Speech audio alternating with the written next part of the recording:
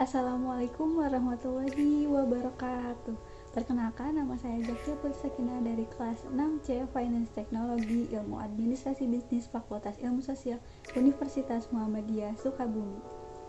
Dalam kesempatan ini, saya akan memaparkan salah satu mode of entry, yaitu investasi mengenai Foreign Direct Investment (FDI) atau investasi asing langsung, analisis cost and benefit investasi Hyundai di Indonesia. Nah, apa sih FDI itu? FDI atau Foreign Direct Investment merupakan salah satu penanaman modal yang dilakukan oleh entitas asing, baik itu individu maupun perusahaan di negara lain. Biasanya si perusahaan akan terlibat langsung dalam pembangunan dan kontrol perusahaan di satu negara tersebut, serta kepemilikan asetnya itu dalam jangka waktu yang panjang. Selanjutnya, ada teori ekonomi terkait FDI.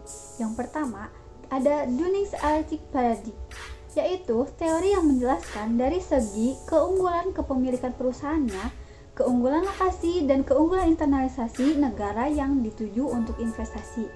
Kedua, ada Product Life Cycle Theory, yaitu teori terkait relokasi perusahaan untuk mengurangi biaya.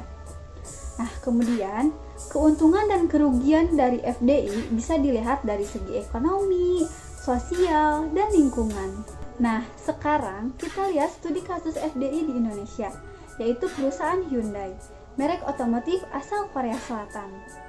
Hyundai pertama kali masuk ke Indonesia pada tahun 1995 melalui agen tunggal pemegang merek ATPN PT Citra Mobil Nasional. Model pertama yang mereka perkenalkan adalah Hyundai Elantra, yang menjadi mobil Korea pertama yang dirakit di Indonesia. Lalu, apa saja sih cost dan benefit Hyundai di Indonesia? Nah, kita akan menjelaskan tentang cost atau dampak dari FDI Hyundai ke Indonesia. Yang pertama ada dari dampak ekonomi. Hyundai telah menggelontorkan dana investasi awal senilai 1,55 miliar USD untuk pembangunan pabrik di Bekasi. Dan biaya operasional tahunan diperkirakan mencapai 500 juta USD. Kedua, ada dampak sosial dan budaya. Nah, kekhawatiran muncul terkait kesenjangan pendapatan jika posisi manajerial didominasi oleh pekerja asing. Maka, perlu diupayakan pemerataan peluang kerja dan peningkatan kualitas SDM lokal agar dapat bersaing di level manajemen.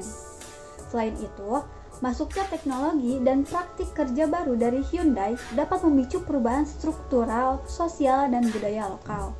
Maka dari itu, diperlukan adaptasi dan edukasi bagi masyarakat lokal untuk menyambut perubahan tersebut dengan positif. Nah, yang ketiga ada dampak lingkungan. Hyundai perlu menerapkan teknologi ramah lingkungan dan sistem pengelolaan limbah yang efektif untuk meminimalisir dampak negatif, yaitu polusi dan pencemaran lingkungan. Meskipun Hyundai menerapkan teknologi ramah lingkungan, risiko kerusakan lingkungan tetap ada jika pengawasan tidak ketat. Maka, pemantauan dan penegakan regulasi lingkungan perlu dioptimalkan untuk memastikan kelestarian lingkungan. Selanjutnya, kita akan membahas tentang benefit atau manfaat dari FDI Hyundai di Indonesia. Yang pertama, pabrik Hyundai di Bekasi membuka sekitar 3.000 lapangan kerja langsung dan 10.000 lapangan kerja tidak langsung.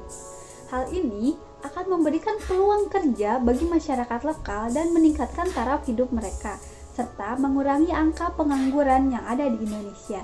Kedua, Hyundai akan mentransfer teknologi dan pengetahuan canggih kepada tenaga kerja lokal melalui pelatihan dan pengembangan.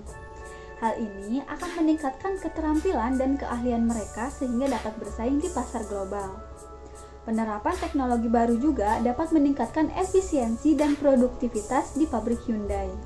Ketiga, dapat meningkatkan peningkatan pendapatan pajak pemerintah Indonesia dari pajak perusahaan dan pajak penghasilan dari pekerja Hyundai. Nah, diperkirakan pendapatan pajak dari Hyundai dapat mencapai USD 200 juta per tahun. Yang keempat, investasi Hyundai dapat mendorong pengembangan infrastruktur lokal, seperti adanya jalan, transportasi, dan fasilitas umum lainnya. Infrastruktur yang memadai dapat memperlancar arus barang dan jasa, sehingga meningkatkan daya saing Indonesia di pasar internasional. Pembangunan infrastruktur juga dapat meningkatkan kualitas hidup masyarakat setempat. Nah, dan yang terakhir, kelima, peningkatan produksi dan ekspor mobil dari pabrik Hyundai diperkirakan dapat menambah 2 miliar USD ke PDB setiap tahun. Hal ini akan meningkatkan pertumbuhan ekonomi Indonesia dan membawa manfaat bagi seluruh masyarakat. Secara keseluruhan, kehadiran Hyundai di Indonesia bagaikan pisau bermata dua. Di satu sisi, peluang besar untuk pertumbuhan ekonomi jangka panjang sangat terbuka lebar. Di sisi lain, pengelolaan yang tidak bijaksana dapat membawa konsekuensi yang negatif. Oleh karena itu, diperlukan sinergi yang solid antara pemerintah, Hyundai, dan masyarakat sipil untuk memastikan bahwa FDI ini dapat membawa manfaat yang optimal bagi semua pihak. Sekian yang dapat saya sampaikan. Mohon maaf apabila ada kesalahan dan terima kasih atas perhatiannya. Wassalamualaikum warahmatullahi wabarakatuh.